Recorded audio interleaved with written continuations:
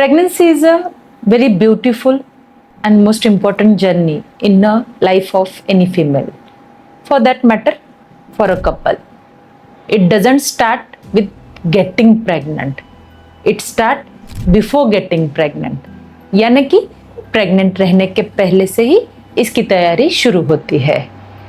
Pre conceptional stage. इस stage में आपको आपके गायनेक का एक आधा ओपिनियन लेना कोई गलत बात नहीं रहेगी. 1 साल के ट्राई के साथ यदि आप प्रेग्नेंट होते हो तो अच्छी बात है, बट यदि आपको प्रेग्नेंट होने में समय लग रहा है तो शायद इसके लिए आपको गायनेक ओपिनियन ज़रूरी है. आज के वीडियो में हम प्री कंसेप्शनली कुछ एडवाइजेस, कुछ टेस्ट, प्रेग्नेंट होने के बाद होने वाली रूटीन टेस्ट्स या लेने जाने वाली की केयर और डिलीवरी के बाद में भी कुछ केयर्स जो बॉडी के लिए ज़रूरी है उसके बारे में जानकारी लेंगे. Hi, my name is doctor Vidya Jadhav, an obstetrician and gynaecologist practising in Panvel, Mumbai. तो चलिए आज मैं आपको ये प्रेगनेंसी के जर्नी के बारे में इंफॉर्मेशन देती हूँ.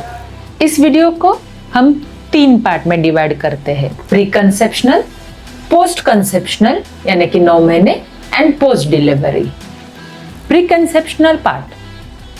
प्री कंसेप्शनली बहुत सारे कपल्स किसी तरीके की कोई भी जानकारी लिए बगैर प्रेग्नेंट रह जाते हैं.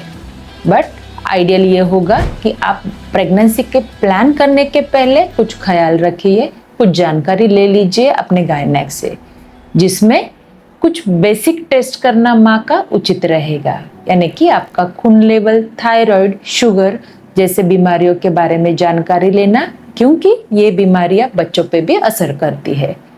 साथ ही में कुछ सप्लीमेंटेशन जो रहने वाले बच्चे के सेहत के लिए ज़रूरी होते हैं. फोलवाइट या फोलिक एसिड सप्लीमेंटेशन एक one of the important supplementation है. साथ ही में यदि आप प्रेगनेंसी की कोशिश कर रही है तो बाकी कुछ दवाइयाँ या एक्सरे जैसे टेक्निक से दूर रहना ज़रूरी है. बच्चे की जर्नी बच्चा पेट में रुकने के पहले से शुरू होती है. ये स्टेज को नज़रअंदाज ना करिए. दूसरा पार्ट, जब आप प्रेग्नेंट रह जाते हो. कॉमनली प्रेगनेंसी के 2-3 महीने के बाद डॉक्टर को मिला जाता है और कुछ दवाइयाँ शुरू करी जाती है. But it is always better कि आप यदि कोई हाई रिस्क नहीं रखते हो तो भी पहले 1.5 महीने में एक बार आपके गायनेकोलॉजिस्ट को विजिट करिए, जिस दरमियान आप आपके प्रेगनेंसी का कंफर्मेशन करते हो और सही तरीके से बच्चा सही जगह पे बढ़ रहा है इसकी जानकारी कंफर्म करते हो. ड्यूरिंग होल 9 मंथ्स आपके शरीर में रूटीन खाने से पूरी ज़रूरी मात्रा में विटामिन, मिनरल्स और प्रोटीन शायद नहीं मिलती है. इसके लिए कुछ सप्लीमेंटेशन ज़रूरी होता है. ये सप्लीमेंटेशन डॉक्टर्स आपको प्रिस्क्राइब करते हैं ताकि आपके बच्चे के सेहत के लिए ये ज़रूरी रहे. पूरे 9 महीने में प्रेगनेंसी में कुछ टेस्ट किए जाते हैं, जिसमें रूटीन 4 सोनोग्राफी आते हैं और कुछ ब्लड टेस्ट होते हैं, जिसमें शुगर की मात्रा, थायराइड, खून की जांच और कुछ इन्फेक्शन के बारे में जांच की जाती है. यदि इनमें से कोई टेस्ट सही तरीके से नहीं पाई जाती है या एबनॉर्मल रिजल्ट दिखाती है तो हम उस हिसाब से आपकी ट्रीटमेंट जल्दी से शुरू कर सकते हैं. तीसरे और 5वें महीने में बच्चे के बनावटी के कुछ कॉम्प्लिकेशन होने के लिए इम्पोर्टेंट सोनोग्राफीज और कुछ ब्लड टेस्ट रहते हैं, जिसकी वजह से हमें बच्चों में कंजेनाइटली होने वाली बीमारियों के बारे में जानकारी मिलती है. ये दरमियान ये टेस्ट मिस ना करिए, क्योंकि यदि इसके बारे में पता चलता है तो उसको हम पहले से ही प्रिवेंट कर सकते हैं या उसके लिए कोई सॉल्यूशन ढूंढ सकते हैं. प्रेगनेंसी के पहले 7 महीने तक महीने में एक बार विजिट भी सफिशिएंट होती है. बट 7वें महीने के बाद 8वें महीने में महीने में 2 बार यानी कि हर 15 दिन में और 9th मंथ में आपको ज़रूरत के हिसाब से डॉक्टर चेकअप के लिए बुलाते हैं. बहुत बार ये पाया जाता है कि पेशेंट कोई तकलीफ नहीं, इसके लिए विजिट्स, रेगुलर विजिट्स नहीं करते हैं.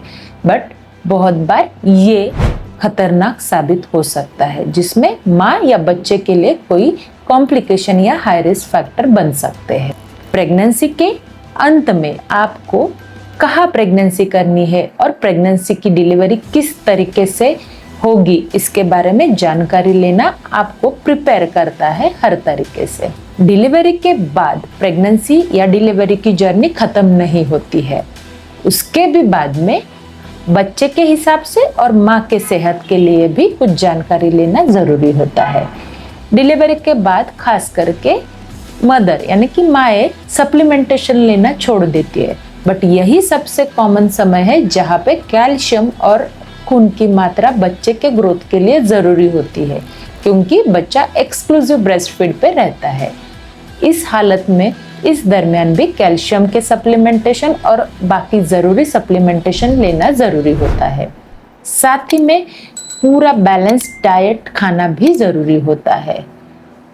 इस तरीके से प्रेगनेंसी का जर्नी सिर्फ प्रेगनेंसी के 9 महीने में नहीं होता है, उसके कुछ महीने पहले प्री कंसेप्शनली, कंसेप्शन के 9 महीने और उसके डिलीवरी के बाद में भी ख्याल रखने के लिए जरूरी होता है।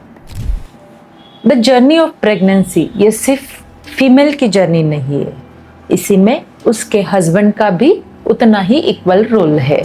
It start pre conceptionally, during conception and the most important after delivery.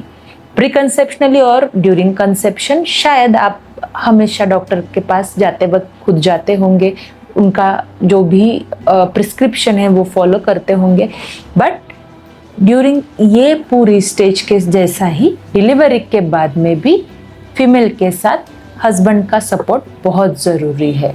बच्चा बड़ा करना माँ के साथ साथ हस्बैंड की भी जिम्मेदारी बनती है, क्योंकि पोस्टपार्टम समय में कंटिन्यूस ब्रेस्ट फीडिंग और पोस्टपार्टम हार्मोनल चेंजेस की वजह से मदर के लिए family support, specifically husband support is very much needed.